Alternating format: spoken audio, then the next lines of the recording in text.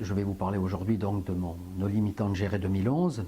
Certains connaissent déjà les précédents millésimes et je le sais, les ont beaucoup appréciés, donc j'espère qu'ils aimeront tout autant le 2011, qui fut une année relativement de belle qualité, où il a fallu beaucoup trier, mais où le souci premier était l'écart de maturité physiologique d'un cépage à l'autre.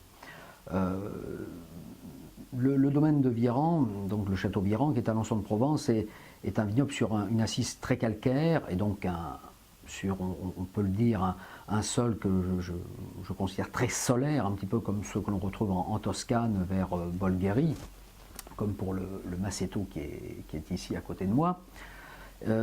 Donc il faut évidemment travailler en surveillant de très près les maturités tout au long des 3 dernières semaines avant la vendange.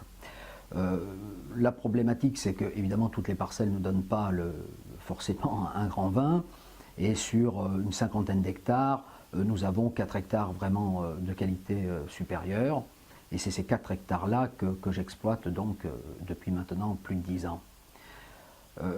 La meilleure parcelle, qui est une parcelle de Cabernet Sauvignon, n'a pas donné des résultats aussi probants. J'avais pas une maturité de tanin parfaite, mais quand même une qualité sanitaire de raisin remarquable. Donc j'ai retenu que 20-25% potentiellement de grappes en Cabernet.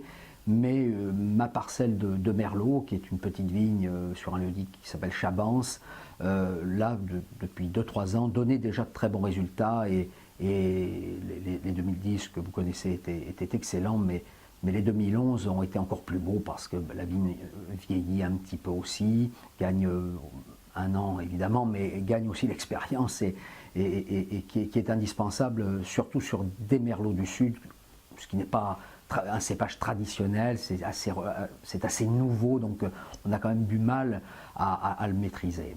Donc là, bien sûr, des puissances extraordinaires, hein, toutes les bases de vin élevées au départ en microcuve par cépage étaient autour de 14,5 d'alcool, ce qui est énorme. Donc derrière ça, il fallait une belle balance acide que nous avions. Malgré des pH un petit peu élevés, on a des vins qui ont un bon équilibre général. Bon, ce sera une grande cuvée, il n'y a rien à dire. Malheureusement, un petit volume, hein, je n'ai pu faire que 7 barriques, donc ça représente 2100 bouteilles, ce qui va encore augmenter l'aspect un petit peu rare de cette cuvée. Donc voilà, ne la ratez pas.